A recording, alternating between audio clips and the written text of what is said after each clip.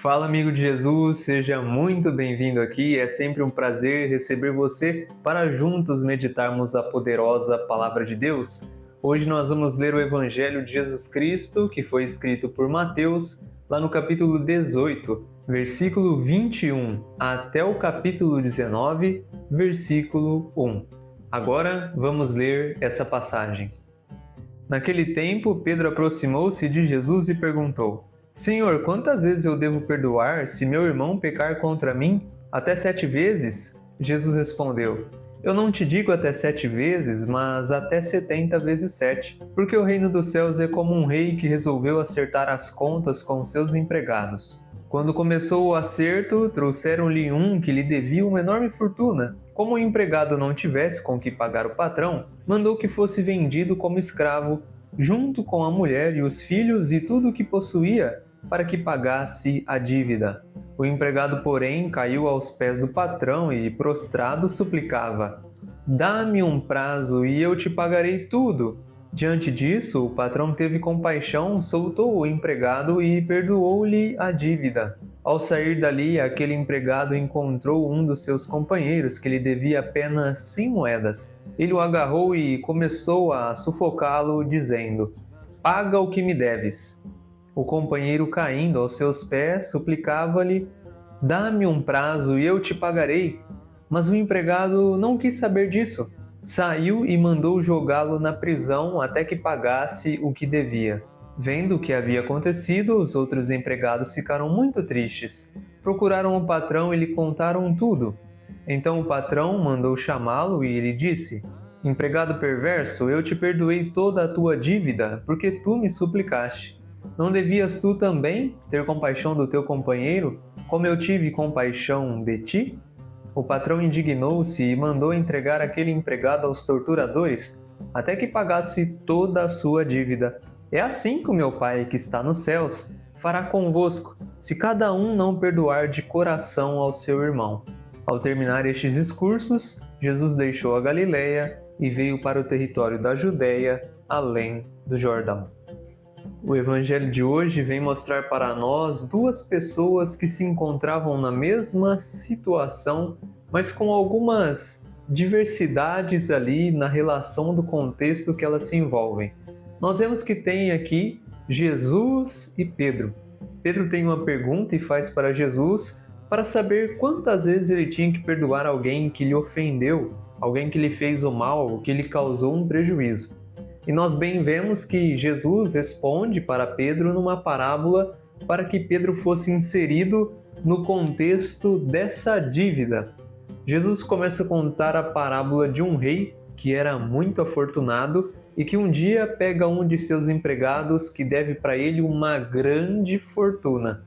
Uma grande fortuna. Já vemos aqui que por ele ser um empregado, ele não vai conseguir pagar essa dívida de maneira nenhuma. No entanto, quando esse empregado chega até diante do rei, ele se prostra no chão, pede para ele um prazo que ele vai pagar tudo.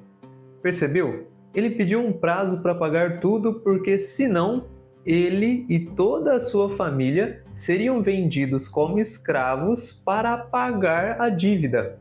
Você consegue enxergar que a vida do empregado e da sua família era o único valor plausível para pagar essa fortuna tão grande que o empregado devia para o rei. E você conseguiu enxergar algo além? Esse cara ele era um empregado. De longe ele conseguiria pagar toda essa fortuna para esse rei. Por isso que justamente o rei pega ele e a sua família para vender. Porque o preço da vida ele é inestimado, não tem preço. Nada consegue alcançar o valor da vida. Por isso que é necessário vender-se esse homem e a sua família como escravos para pagar o restante da dívida pelo resto da vida. E aqui esse homem, de certa forma, talvez desesperado, num pedido de misericórdia, pede um prazo. E ele precisaria muito mais do que um prazo. Talvez ele precisaria de uma mágica, ou melhor, um milagre para pagar a sua dívida. Mas o rei afortunado, aqui na imagem e na pessoa de Deus, rico sobretudo, ainda assim, além de bens, é mais rico em misericórdia e perdoa a dívida daquele homem ao ponto dele não precisar dar a sua própria vida para pagar a sua dívida. Nós bem sabemos que essa parábola tem um paralelo com a vida de Jesus, que entregou o seu bem mais precioso para pagar a dívida não só de um empregado, mas de todos os empregados que existem no mundo, inclusive você e eu. A vida do Filho de Deus foi entregue para que nós tivéssemos a nossa dívida totalmente paga. Por isso conta essa parábola para Pedro entender o quanto nós devemos, ou melhor, devíamos para Deus, e somente Ele pôde e somente Ele pagou a nossa dívida.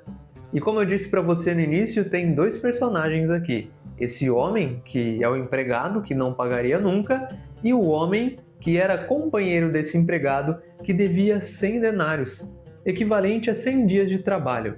Esse homem poderia pegar um prazo, põe aí, de 6 meses, e ele pagaria tranquilamente o que ele devia para esse companheiro. Mas, olha só, a falta de misericórdia com uma dívida irrisória que esse homem que foi perdoado de uma fortuna de dívida teve com o seu companheiro.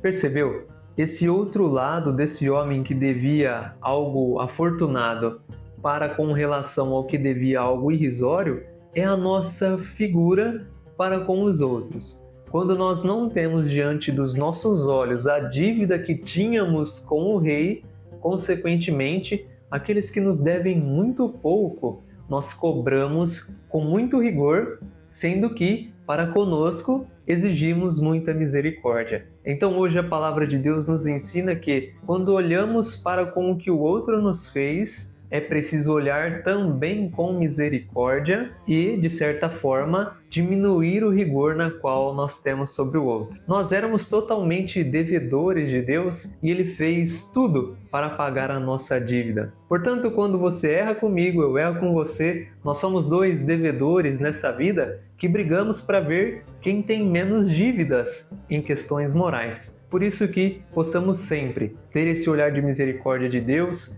para parar de cobrar muito e ter mais misericórdia, principalmente tendo em vista a dívida que um dia nós tivemos.